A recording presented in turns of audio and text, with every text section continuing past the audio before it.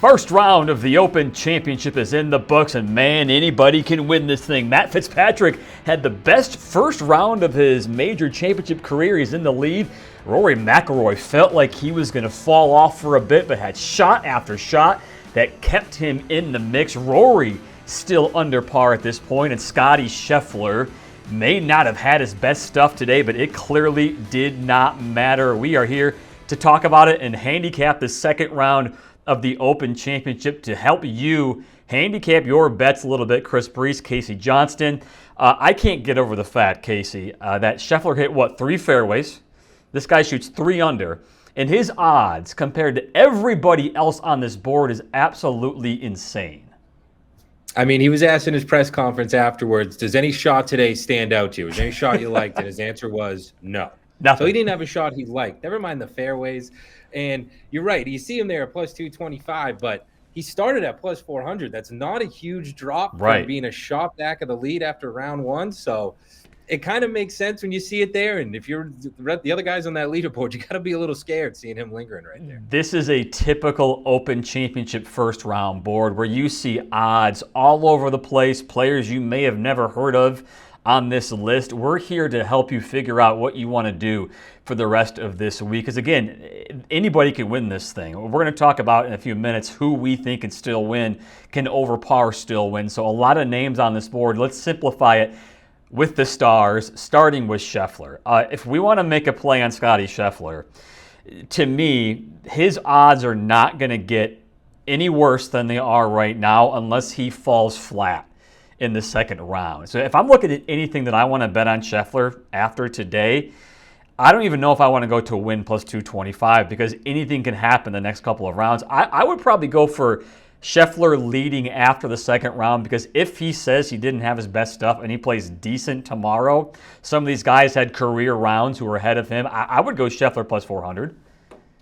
Yeah, I mean, that's a good number for leader after round two, especially with him being just a shot back going into the round. I like that bet as well, Chris. But on the flip side, looking at that live to win number at plus 225, like I mentioned, opened at plus 400. So that's really not a huge drop off for a good first round for Scotty, lingering right there, just a shot back.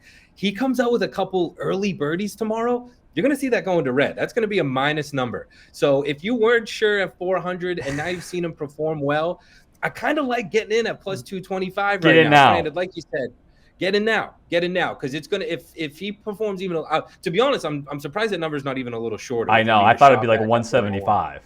Exactly right. So you know what? A little sprinkle now. You get to root for Scotty, a shot back going into Friday. That's a fun bet. So I'm in on that. Like I said, I think if he plays at all good to start his round tomorrow, you're going to see that go to minus numbers. I don't hate getting in now plus 225. You got a good first round out of Scotty. You know you're in the mix headed into Friday. Hop on the wagon. Let's see what happens. Here's the thing about Scheffler the rest of the week. If he goes to plus 500, he's probably shooting 74 tomorrow, and he's 5-6 shots off the lead. He'll be about plus 500 if he's 5 or 6 shots off the lead. And Casey, if he's 5 or 6 shots off the lead, I don't think he's winning the golf tournament after tomorrow if he's that far back.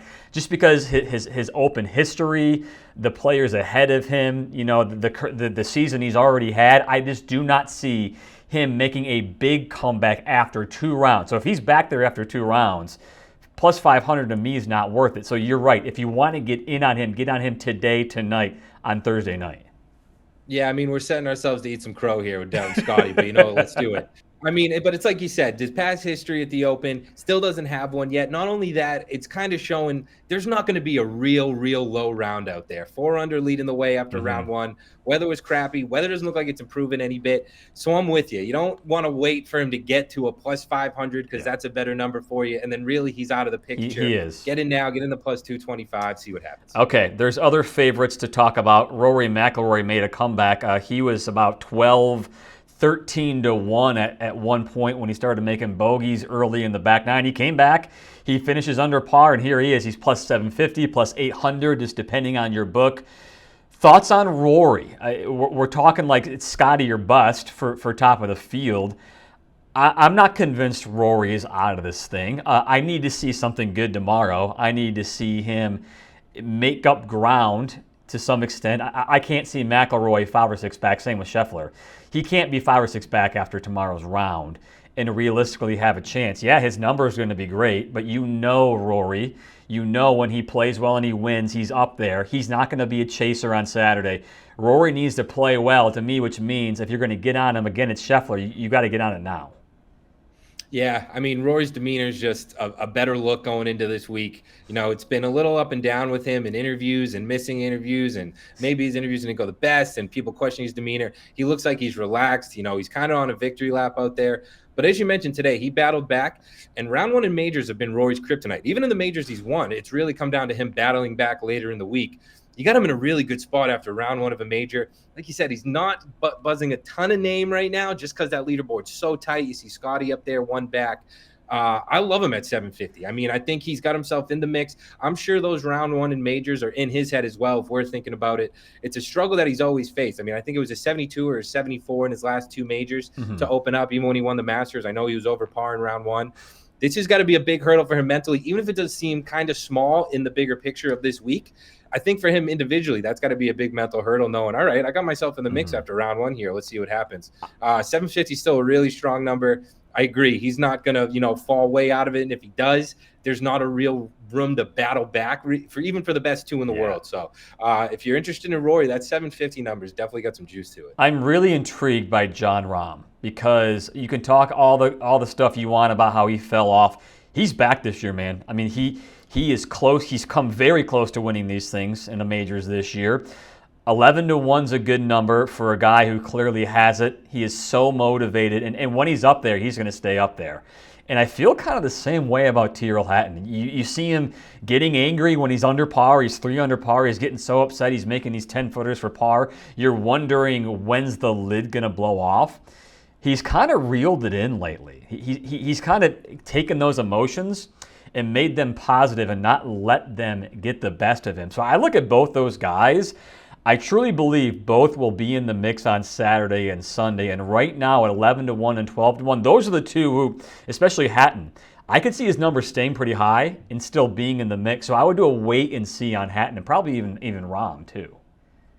Yeah, I'm with you on both of those, and even more so, I'm with you on the Hatton side of this debate. Yeah. I mean, he loves links golf. You can tell he likes it out there, even when he's miserable and cursing up and getting caught on hot mics.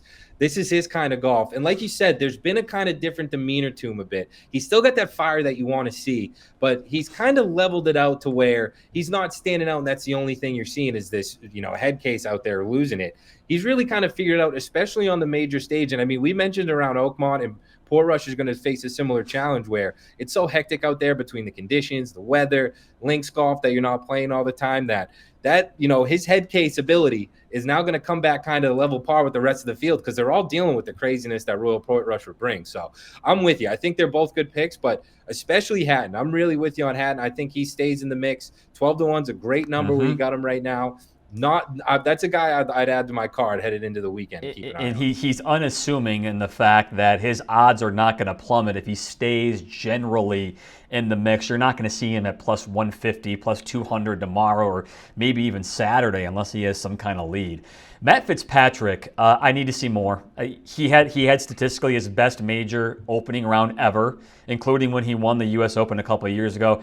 I need to see more from him, even though he's tied for the lead. And then you've got guys right around even par, and we're just showing you 5 names of you could talk about 10, 15 players between 1 under and 1 over, I think is my limit of who I think can win this thing. I'm saying 1 over par is my limit. What do you think?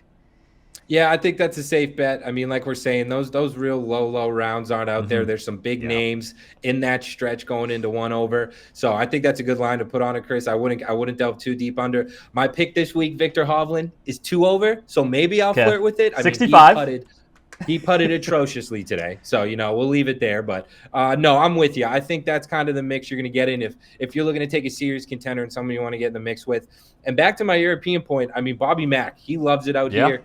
He mentioned during the week that there's certain things that you have to do out here and then certain things you can't do, and he feels comfortable avoiding those and doing those. So he's another one I like to keep an eye on. Xander still scares me. I know he had a lot of talk. Stay away. I think stay away. Previous Open. I think stay away too. We saw a stat. It's been a new winner from the Open. There hasn't been a repeat winner since 2012, I believe. So this isn't really one you come back and do it again and get back in the winner's circle.